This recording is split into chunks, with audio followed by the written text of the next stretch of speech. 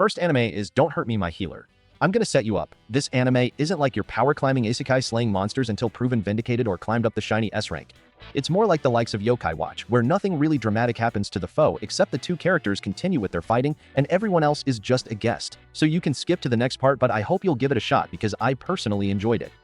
Carla is an elf healer that met a swordsman named Alvin while struggling fighting a bear. It's a natural thing to do to heal him in this situation, right? Well, you're kind of right, but shouldn't we? Anyway, here's some curse. You've got the gist of it. Alvin-san is an incredibly weak swordsman who met his first party member when he was forced to, because he would die if they got separated 300 meters apart. It follows their own wacky adventures that don't really get serious and focus on their episodic journey as an adventurer. And while they're at it, why not befriend the monsters along the way instead? Whether the monsters help because Carla is a dark elf or them taking pity on Alvin being entangled with her, she isn't living toll-free on his mind for sure. Coming up at number 5 is Tear Moon Empire. After having her neck cut at the age of 20 succeeding the revolution, Princess Mia Luna Tear Moon woke up on a younger version of herself 8 years before the guillotine. Swarming with royals and nobility as the only princess, she will do everything to save the world that she treasures and the kingdom she's in. Or maybe not. For something that was introduced in a heavy atmosphere, this surely is a lighthearted blend of drama and comedy because she wants nothing more important than to save her neck. Then comes the Empire's future as she charms many, even the future enemies, after her supposedly selfish actions. If you like Katarina Clays, you're surely gonna love this as we bathe into the princess's act of redemption, catching her servants off guard with her suppressed selfish attitude, which she's known for in her past life.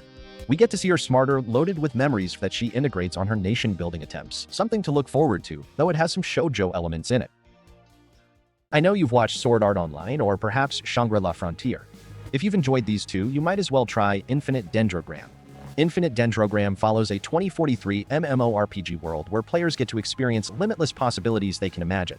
After logging in on his newly bought game, Roji Mukudori, a college student, enters the world and begins looking for his older brother Shu, a bear, to ask for guidance as a senior player.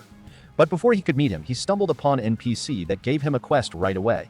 According to Shu, the safety of the NPCs isn't guaranteed until the player completed the quest. When they're gone for good, which sets this anime apart from Sword Art Online because the players were made to care for the NPCs and the harsh penalty of 24-hour no login equal to 3 days in the game.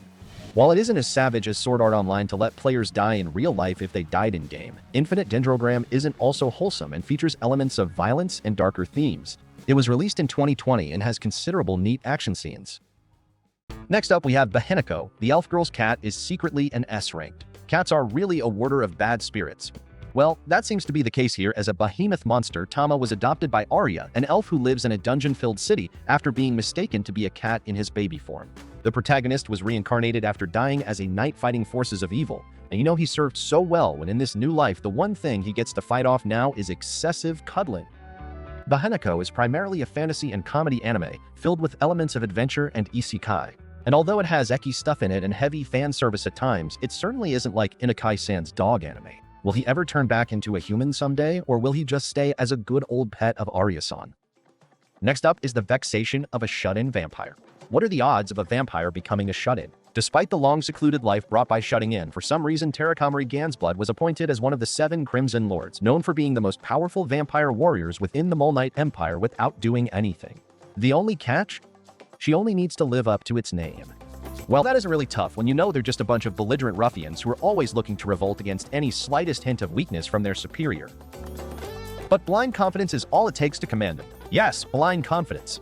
That surely turned the whole world of a vampire shut-in upside down, together with her maid Vilhaze, as it's not so easy for a girl who barely trains, let alone interact with people. It's a fantasy comedy anime with elements of adventure, so you can count it as having interesting characters. I already like this guy.